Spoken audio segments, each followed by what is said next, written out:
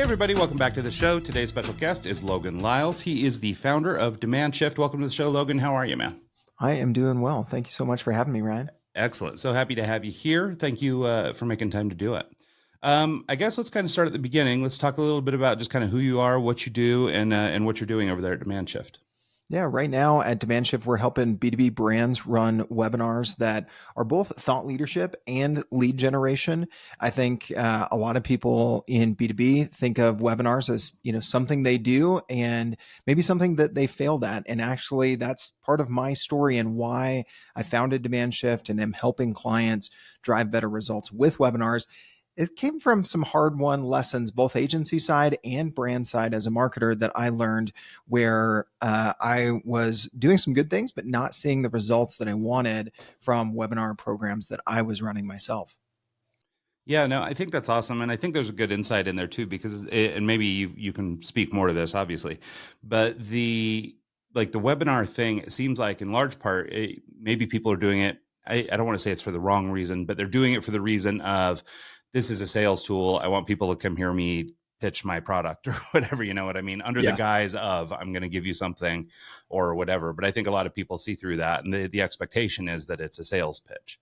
Mm-hmm. And so I wonder if you could talk a little bit about just sort of intentionality in these things, because I think one factor in success of a webinar doing well or performing and actually getting you what you want, maybe bringing a little authenticity to the table. Yeah. I honestly don't know how brands get people to show up to a webinar that is just a demo of their product or just, a straight sales pitch. But even if you're not directly doing that, it's like, it's still treated as this like one-off flash in the pan. Let's try and do a webinar. Let's see how many leads we get.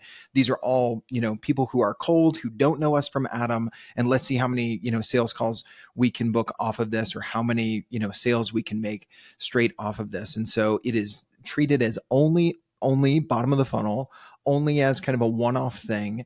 And the intentionality sometimes isn't clear. Is this educational? Is it thought leadership? Is it just straight a demo? Like, if that's going to be it, then advertise it that way. But to your point, I think a lot of people are not doing that. And so some of the things that I've started to do differently and I've worked with clients on is, one, treating webinars more as an ongoing thought leadership series, similar to a podcast, but you get the benefit of getting the live engagement, which, as someone who's hosted 7 different podcasts in my career at this point, I love podcasting. I love the asynchronous. I love the back and forth with the host and the guest, but I miss that live element sometimes. And webinars can give you that, but you can bring the great things that you love about podcasting on doing them as an ongoing series, doing them with multiple speakers, not necessarily having a deck and PowerPointing or Google sliding people to death, right?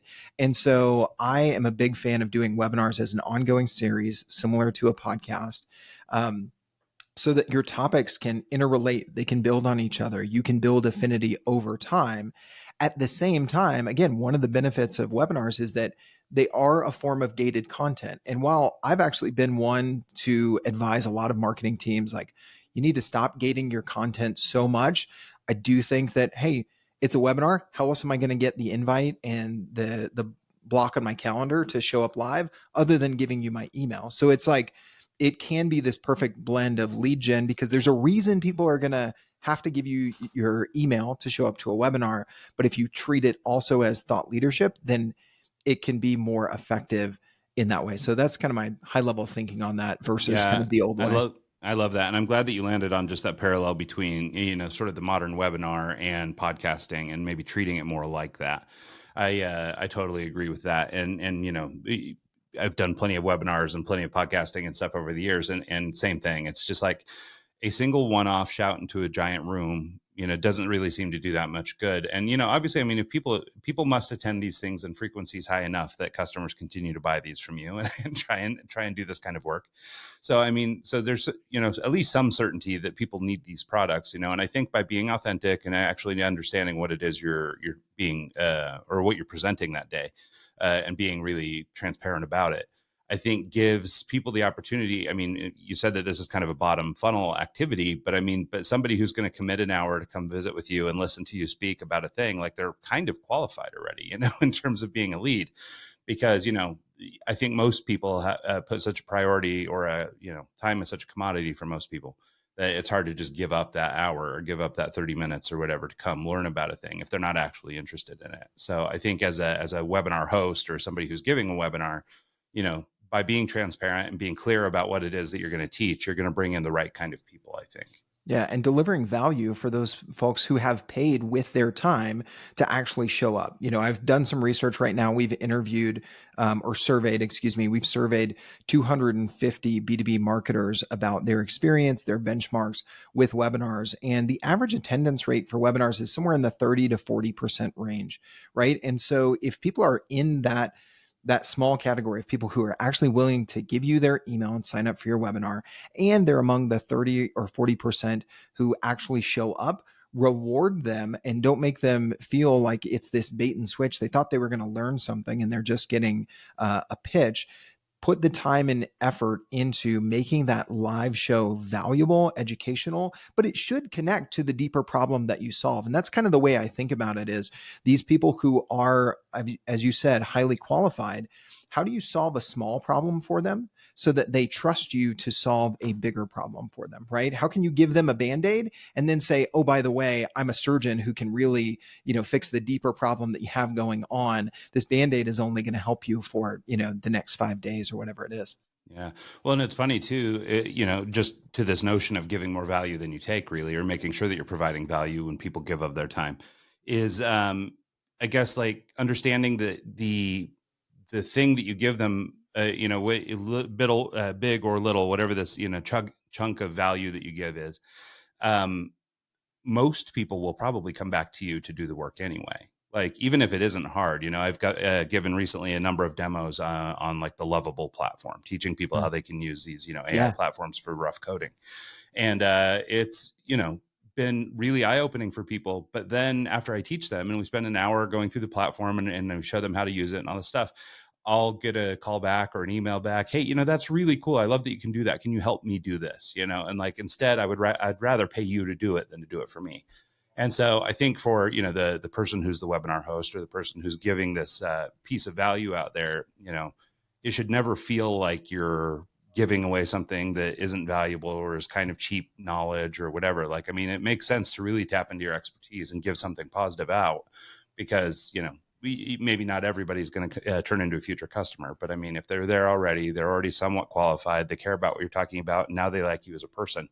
Those are so many factors that you can't just get through like cold email, for example. Yeah. Yeah. The know, like, and trust of how to win friends and influence people is still very, very true. And we skip the know and like, where if someone's willing to spend an hour with you and you can, like you said, tap into your expertise, there's so much power in that. I think it's part of the reason that a lot of our clients at DemandShift are B2B professional service firms. Like, what their product is their expertise. And I'm always encouraging my clients to give away more of the how. Don't just speak about the why in their category or the area of problem that they solve, because they can kind of get that anywhere. It feels like that fluff that you were talking about. And when you share that how, are there going to be some people who take and do it themselves? Yes, but those are the DIYers who are going to do it themselves anyway. They're not your potential clients anyway, so you're not really losing anything.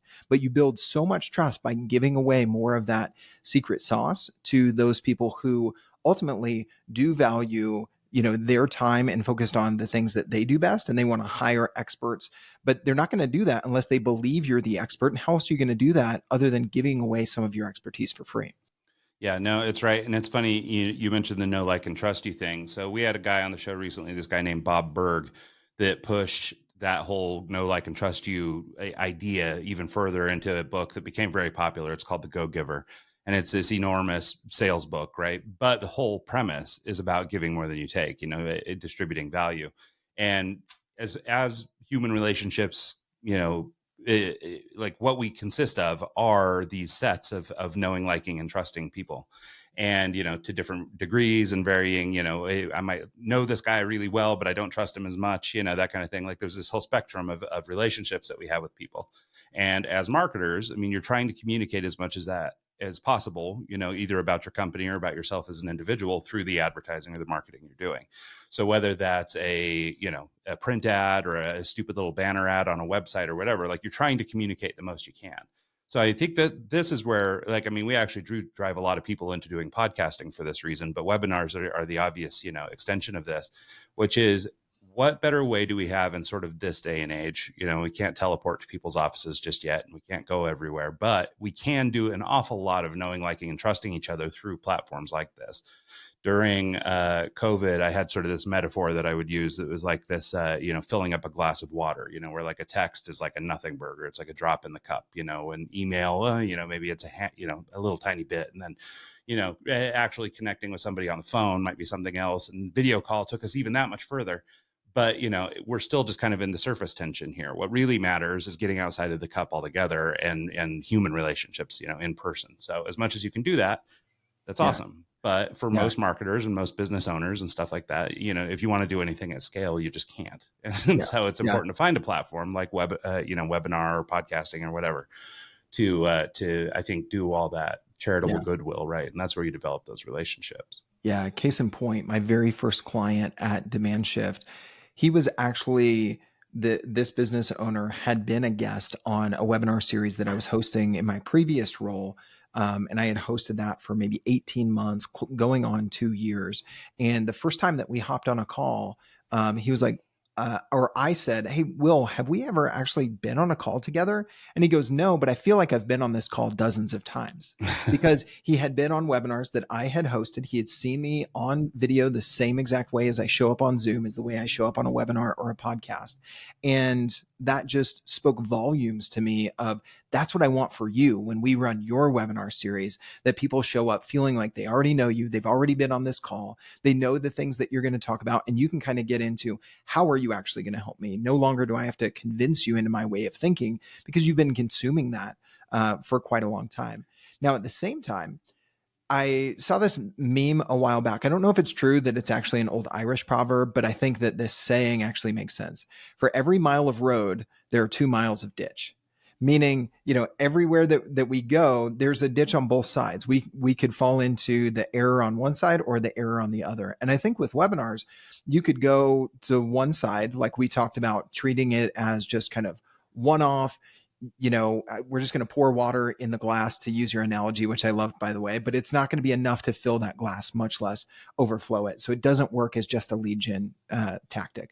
But if we lean so hard into just thought leadership that we don't actually give people an easy, compelling way to convert and take the next step with us, then we could actually, run a series that educates people, builds affinity, but doesn't actually build pipeline, grow revenue, and help us grow our business. And it's actually that ditch that I fell into more often than not that led me to develop what we now call the webinar fast track framework at DemandShift, that has increased our conversion rates by sometimes as much as 10% from webinar registrant to actual booked sales call. And so I do think that this balance, most people are going to fall in one ditch, but I think there are others like you and I who want to add so much value that we forget almost to give people a natural, easy, and compelling way to take the next step with us. And there are some things that we can do, that we can build into a strategy like this, that can help us avoid that ditch on the other side as well. No, that's a huge point. And actually, it's big. I don't know. I guess it's a flaw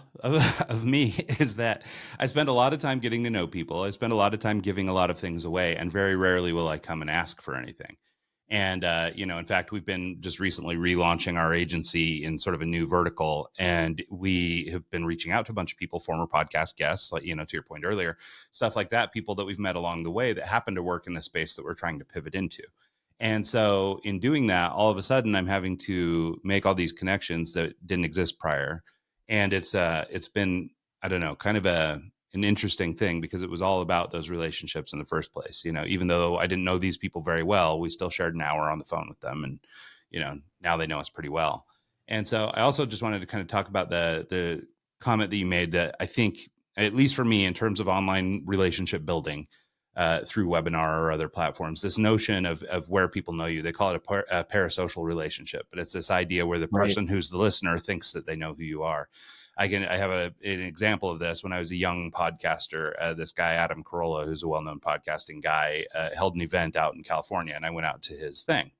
And I remember walking up to him after the thing, and, just had a beer or whatever. And I walk up, tried to shake his hand or whatever. And it was like, like I felt like I knew the guy, but then he looked at me like I, not like in any negative way or whatever, but I mean, clearly he doesn't know me. So he's like, who's this guy that's like coming up on me, And, but it was exactly that. It was like, I'd consumed hours of his show. I was familiar with his thoughts on different things or whatever. And this was 7 years ago, but he, I mean, it was very pleasant and very cool, but it was just so immediately obvious. Like I expected to be greeted like an old friend. And then when I finally did talk to him, it was not like that. And so, but I guess the point I'm trying to make is, I mean, you can get to this level of relationship where you have such familiarity with a person or a brand or a spokesperson, that you have this innate trust and that you can really start to tap into these relationships and convert them into something. So I would like to talk a little bit more about that conversion step. But before we do, I thought it might be useful to kind of go back to how people get into webinars in the first place. So what I mean is, okay, I'm a small business owner. I have limited marketing budget. I have so many dollars I can spend on different things. Why might I choose webinar? I mean, obviously we've espoused many of the virtues here, but like, how do you make this pitch to a company that's going, well, to be totally honest, on your first webinar, you're probably not going to make any money. So how do you convince people to do this? And I also just imagine in a lot of people's mind's eye, there's a level of complexity here due to just even producing content or sitting in front of a screen. And, of course you can do a Zoom call or whatever, but I think if you're representing a company, you want it to look good. And so does that mean cameras and all this stuff? So I can imagine that's a non-starter for a lot of people too. So I wondered if you wouldn't just sort of, take us back to the beginning phases or what this looks like when a small business owner is reaching out to you and how we make it make sense from, an ROI perspective. Yeah, I think make the pieces easy that are difficult for you. Don't invest in anything that is going to be a hindrance that isn't absolutely necessary. Like right now for me, I am not the greatest designer. I've got audio and video experience, lots of experience hosting, even editing video. I can't design my way out of a paper bag. Like give me Canva and a template, and I can do about that. And so for a lot of my webinars, even though webinars, you're supposed to have a presentation slide deck, I often don't. I treat them like a live podcast, just like, it would be you and I here on this podcast. And, oftentimes I skip the deck unless we really, really need a visual. And so that's an example of just, hey, you don't necessarily need a big fancy camera. You don't need tons of design, all of those sorts of things. There are things that might be, you would say, standard for doing a webinar, but really question yourself, is this necessary, especially when I'm starting out? So I would let some of those technical things not stand in your way. And I would start with, what are you going to say, right? Because you can have great video quality, you could pull it off flawlessly, you can have all the, email automation follow up, but if the content isn't actually good, then that's really the non-starter. So I would start to think very deeply about, what is the core problem that you help your customers or clients solve, and how can you speak about that problem in a way that shares your unique perspective on how to solve it.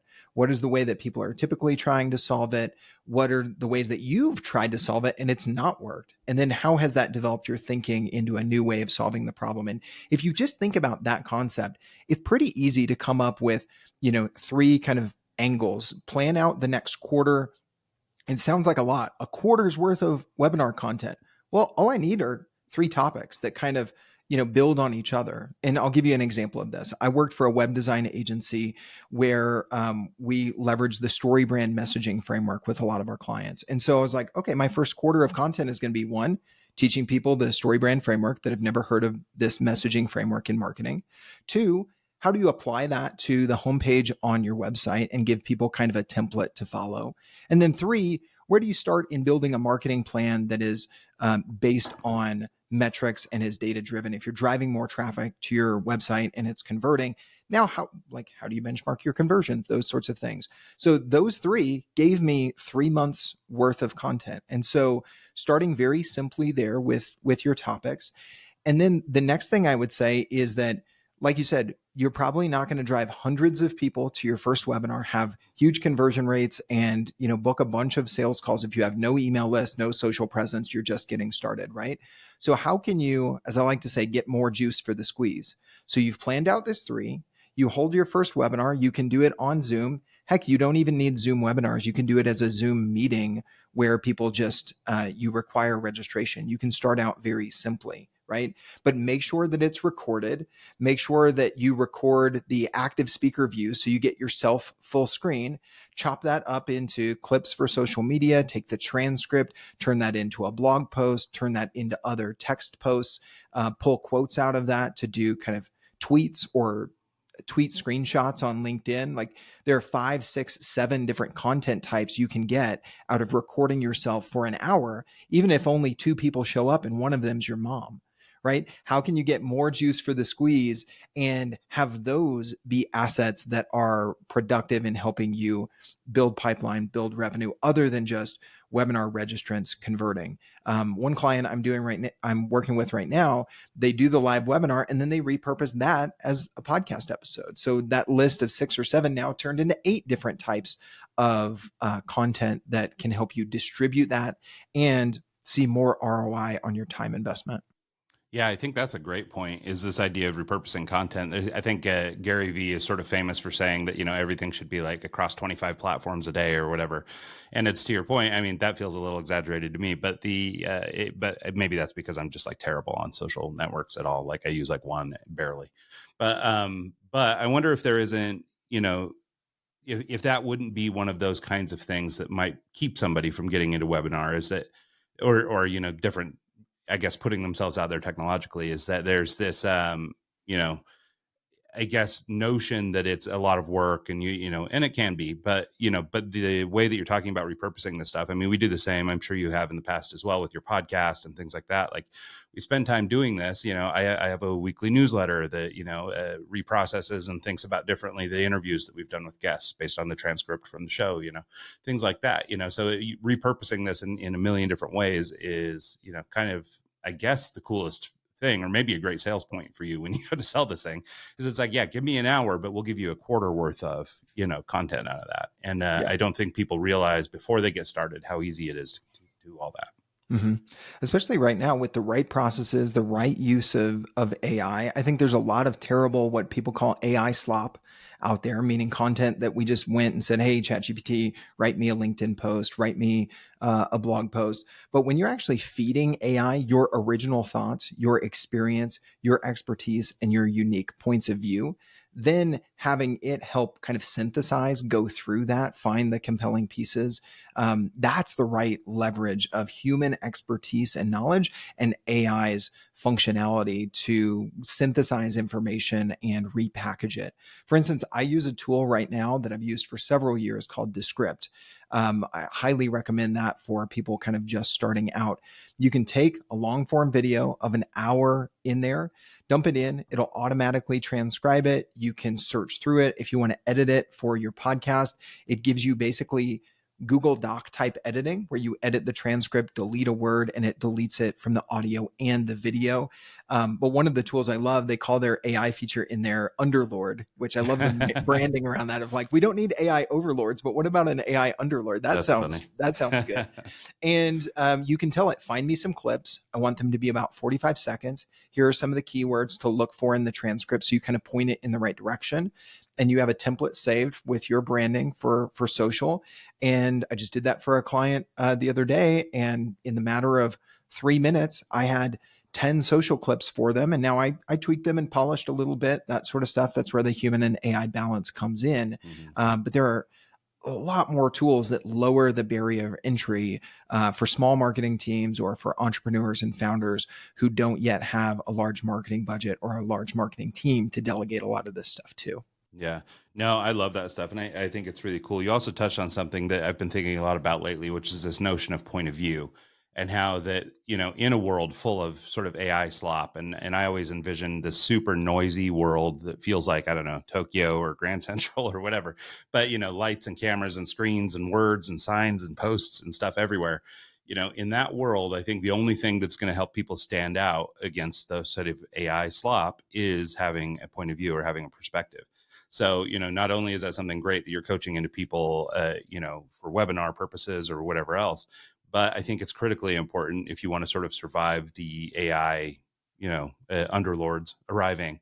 We're going to have to, I think the people who have a point of view or have a perspective that's unique to them as a human being I think those people are going to be the ones Yeah. that thrive the most in that environment. And so from, putting that back into the perspective of a webinar, I think that content too, having a way of thinking, even if it's about a common idea, but you just have a unique take on it.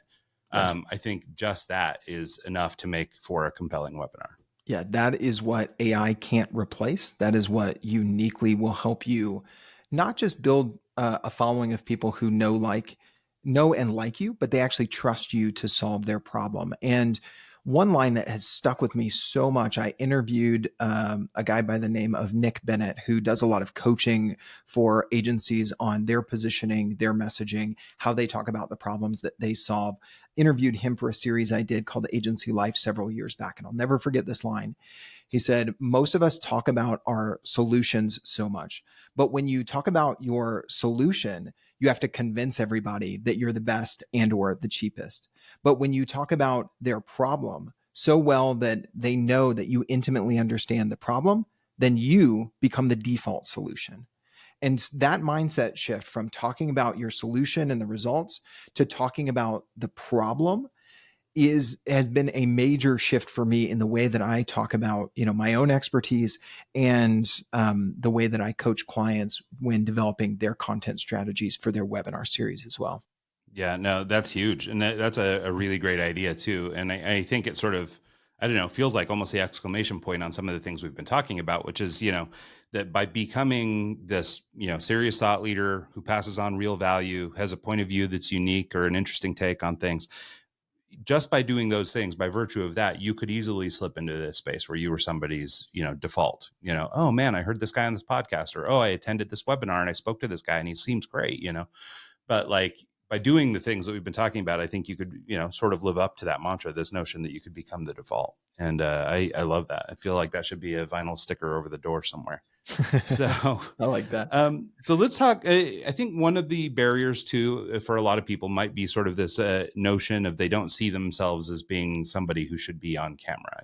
There's this, stage fright or whatever you call it. And I always tell people I've been doing this podcast for almost 8.5, almost 9 years. And it's like, I still hate doing it. Like, but I just come on because I know I need to, and all this stuff. And I'm definitely more used to it now than I once was, but I still hate the sound of my own voice. I still, all the things that people hate. It's just, you kind of have to push through it and do hard stuff. So, but as people don't necessarily see themselves as entertainers, I wanted to talk about a couple ideas. First is just sort of this notion of, getting myself on camera, fighting through the things you don't want. And I guess if your company is big enough, you can always put the young marketing director on or whatever. But I guess choosing a personality for your thing might be a better way of looking at it.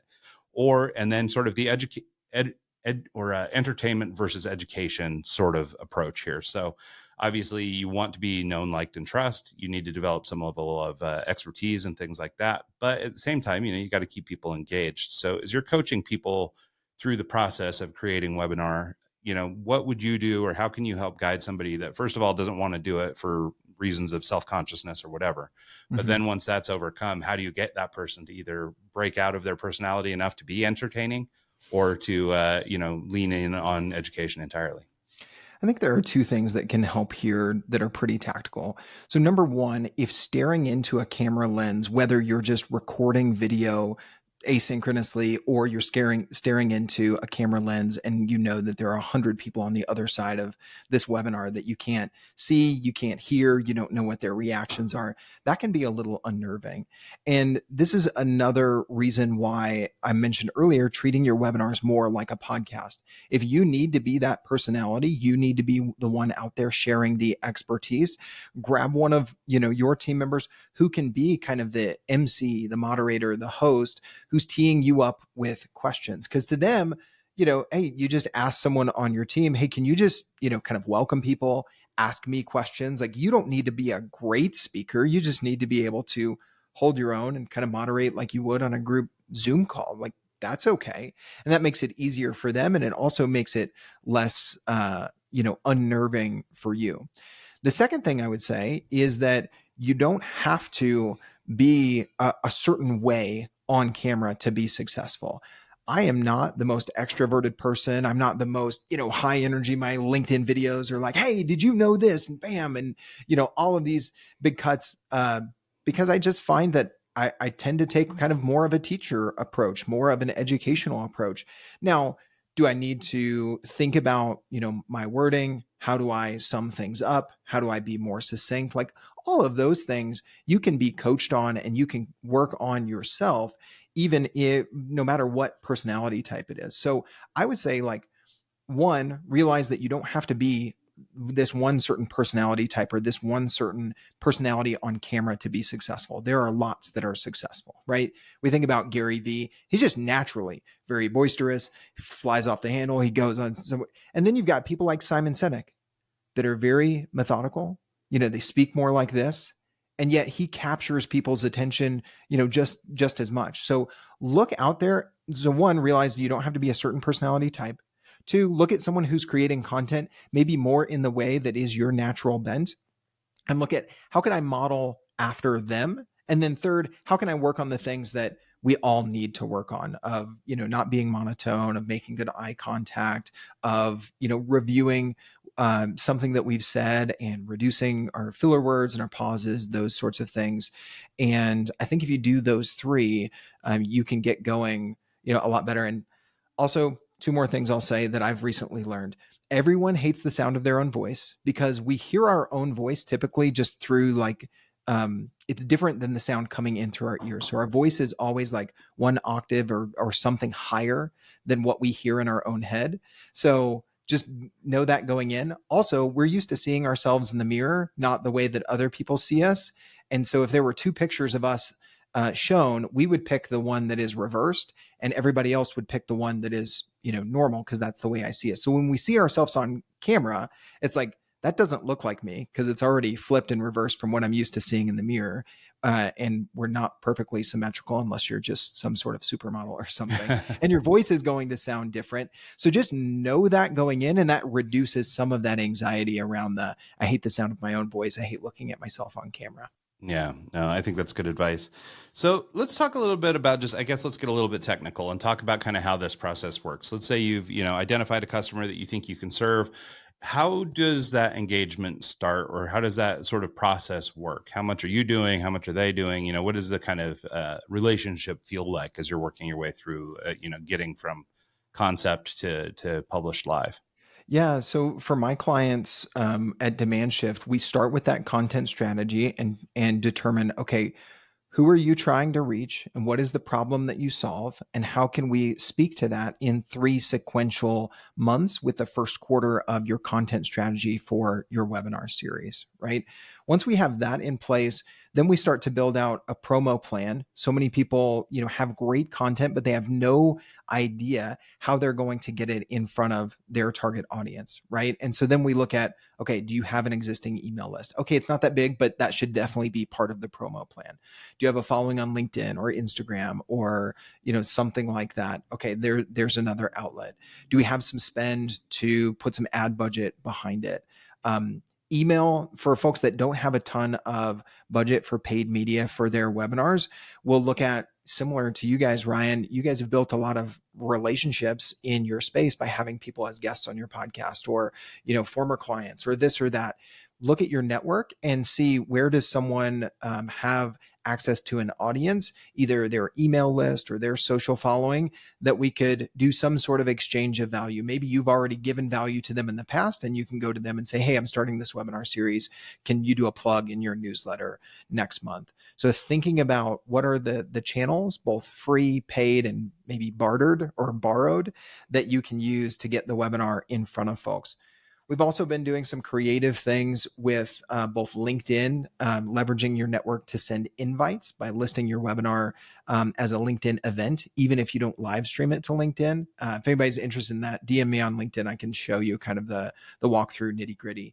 The other piece has been running cold email. So taking a list from a data provider like an Apollo or Zoom Info. Apollo is definitely going to be on the less expensive side if you're a smaller company, and running cold email campaigns to your target audience with a content offer. Because everybody else who's banging down their inbox with cold email is going straight to the pitch. You can to borrow a phrase I used earlier, zig when everybody else zags, get in their inbox and add value.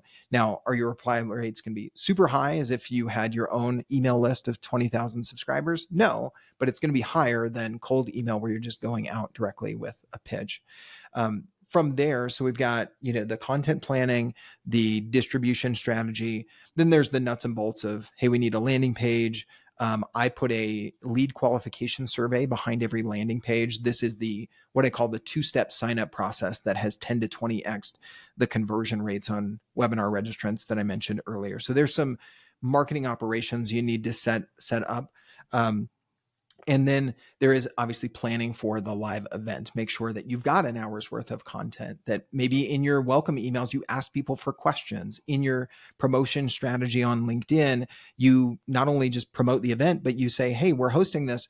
What question would you want answered? So you can kind of pre-bake in some Q&A. You can also pre-bake in polls. They're a great way to drive that live engagement for your webinars. What are 3 questions that I want to ask, both from a data perspective, as well as kind of segmenting and qualifying the audience of questions that I want to ask that can help influence the content as you go forward. And then that repurposing strategy out the other side. Obviously, one thing with the live show, if you're going to go kind of host and speaker format, you need to identify the host, and those two need to be on the same page. And so it's those steps that I go through with clients at DemandShift, where they're basically, they're contributing their expertise. As we work together on the content strategy, we develop the promo plan together. Some of it's done for you, some of it's done with you. We obviously come together for the live show, but I handle the bulk of that. And then I handle a lot of the content repurposing and give them the strategy to then push that out on the channels that make sense. Yeah, no, I love that. And what I like about it too is, whether you choose to do webinar marketing specifically or any other kind of marketing, going through this process with you could be really valuable, just in the sense of, identifying the way you speak to people and to whom you speak and all that kind of stuff. Because I think a lot of people are in kind of I don't know what you'd call it, like an automatic mode, unless they've got like a real strategy on LinkedIn or something that they're working against, they're just posting things, they're saying stuff. It's kind of what I call checkbox marketing of, I know these things that we've done, or maybe something new I'm going to try, but I'm just going to check another box. Just or, they're just commenting, hey, super work or whatever. And then that's it. That was their contribution for the day or whatever. And it's like, okay, well, I guess, yes, that is a way to use LinkedIn, and you can maybe build relationships that way. And maybe it's a little less assertive than being thoughtful about what you're doing. But I do think it's important that we try to speak to, who we're supposed to speak to. And I think that even just by working through a process with you, whether the outcome was webinar or really any marketing, I think seems like a good process to work through. What are your thoughts? People, sorry. I was just going to say one resource that might help people on this point, Ryan, because I think that's a really good point. Going through the exercise of really refining who is my target ICP, my ideal customer profile, what is the problem I want to be known for, and what problems did they say they have. I've actually developed a prompt that's designed to be used with the new ChatGPT 5 model that can help you search Reddit, LinkedIn, X. You just give it your industry and your buyer persona, and it will surface the 12 most frequently asked questions from your buyer persona around the problem that you solve. I give that away for free if you go to demandshift.co/prompt. So it's demandshift.co/prompt. You can get that prompt. You just plug and play your industry and persona, plug that into ChatGPT, make sure that you turn on deep research, and it will give you a really great research report on your industry to get started with this process. Exactly. Yeah, no, that's awesome. Well, and that's a nice little thing too, especially for small companies that might be afraid of just jumping in and spending money on these kinds of things. You might be able to do some of that pre-work and save yourself some money on the back end, because you can show up with a baked strategy and you already know how you're going to talk about things. Yeah. So, so if you're a small company and you're trying to figure out your way, or you want to work with somebody, like Logan here, but the challenge might be financial or perceived financial problem. A lot of times we don't even ask. We're just like, it's going to be too expensive, and walk away. That might be a way to, I don't know if it would necessarily save you any money, but it would certainly save you time and get you a little more, right into the funnel. Not to mention the good you'd be doing for your own business. I mean, it's huge. What do you think about live versus pre-recorded? And obviously there's some virtues of, just doing it live by virtue of doing it live, you can talk to people and stuff like that. So there's some things like that. But how do you feel about, sort of these pre-taped webinars where I'm just going to run my slide deck for you, in terms of conversions and your experience with these things, and then, versus, the live performance or somebody doing a live event? Yeah. I love to get energy from the live interaction and to also use that as a feedback loop to improve the content, the messaging, as you said, the marketing as a whole. So my bent kind of has been towards live webinar, but make sure that you record it and not only repurpose it, but also make it available on demand. Because if you look back after your first quarter of doing monthly webinars and you're like, whoa, that the first one we got 75 people, the second one we got 220 people, the third one we got 140. Man, there's something about that second topic. Maybe this next quarter I should spend some time, maybe some budget, or even just organically on LinkedIn promoting back, pointing people back to that second webinar and just use that same landing page, that same registration to send them to the on-demand version. And so that to me is how I balance, pre-recorded, because the people that are getting the on-demand version are getting kind of a pre-recorded version, but it's recorded of the live. So that's how I think you get the best of both worlds. And oftentimes I see, so much prep. Usually you want 2 to 3 weeks of promoting a webinar to actually drive some meaningful registrations and attendance. And you've spent at least a week before that planning the topic. So you're talking about a month, right? And if that month you only get that hour out of it, then that's, a crying shame. And we've talked about repurposing, but I think the second thing a lot of teams miss is the opportunity to promote that on-demand webinar and the recording there, because you can send people through what we do at DemandShift is this same two-step sign-up flow where someone gives their name and email, but then they're dropped onto basically a lead qualification survey that asks them a few more qualifying questions. If they're qualified, it displays, hey, here's the booking link. Do you want to book a call with Ryan and his team because they specialize in solving this problem? And that's a way that you can actually drive actual leads to with folks after your webinar is gone and is been live, 2 months ago. I actually had a client who came through a funnel just like that. I promoted a webinar, said, hey, we actually already had it, but you can go check out the on-demand recording. They went through this 2-step sign-up process. They booked a call. They became a client. And I looked, they never actually watched the webinar. So that is some low-hanging fruit for folks, like you were saying, that really need to get positive ROI. Don't miss some of these areas that are just there and are ripe for the taking if you've already invested in this strategy. Well, it's a great point. And like we were saying before, I mean, like you're kind of, if somebody's signing up for a webinar, generally, they're probably you're intercepting them at the point where they need that information for whatever reason, right? They're raising their hand for some reason. Yeah. They're trying to get through something. And so it's, I think this notion of having sort of this 2-step process, I think so many people are just quick to collect your email and move on. That they don't even think about the notion of some sort of set of follow-up questions and sort of, warm up questions here. But I think that that's a really smart conclusion or a smart thing to do, just given that, we know that this is an intersection where they're raising their hand, like you said. And then, by asking these extra questions, like if they're the right questions, I mean, then you can you've established the expertise they were looking for anyway in watching the webinar. They know that you're the expert in this space, or they're comfortable with it. I thought you were anyway, but this helps me. And now I'm good enough to make a booking with you. So I think that that's a really smart strategy, even just doing that. And I'm sure, I mean, I would suspect anyway, that it works pretty well most of the time. Yeah, it does. A lot of my clients have been surprised. There's a little bit of technical setup you need to do to make sure that these 2 steps, the first real simple registration form and the second lead qualification survey, are actually 2 separate steps. But when you do that and you pass someone over from one to the other and you kind of present it as a continuation of the same process, you get the best of both worlds. One, 80 to 90% of people actually fill out the lead qualification survey if you use the right language. And I've tested a lot around this. But here's the kicker: the 10 to 20% who don't, they've still filled out the first part of the 2-step sign up, and they're still going to get the invite. They're going to be registered for the webinar. They may attend. They're on your email list. So you actually, as marketers, it's always like short form to increase conversion or long form to qualify people better. This 2-step sign up allows you to get the best of both worlds. Yeah, I love that. What is, I mean, in terms of, and I'm not asking you to give away anything proprietary here or whatever, but I mean, like, what are the platforms that you're using for this kind of thing? Like, I mean, is there a Mhm. partner that you use that can get you this end to end performance? Or is this really like kind of a deep tech stack? And that's part of, I guess the expertise that comes from working with you. There's two ways I've been able to do it, and I don't mind, sharing tools exactly. If you've got a more sophisticated marketing automation and CRM set up on a platform maybe like HubSpot right now, and you're already using like Marketing Professional on that tier with HubSpot, I really like the combination of Unbounce landing pages, Typeform for the lead qualification survey, and HubSpot for the CRM. And then Zoom webinars is kind of the constant as well.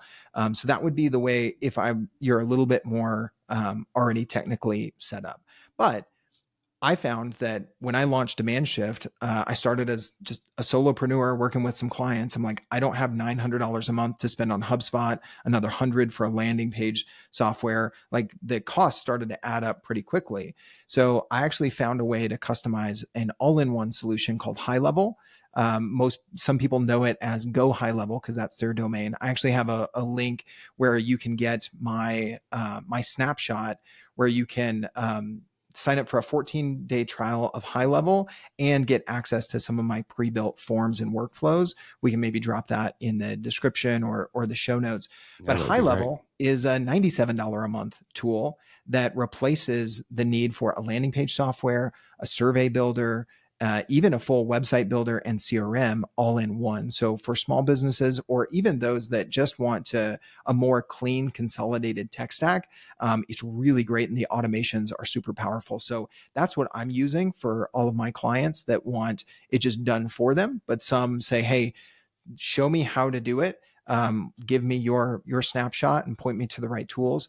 That would be the way to do it. High Level would be my recommendation because it's literally a tenth of the cost of my other tech stack where I first started running this process on.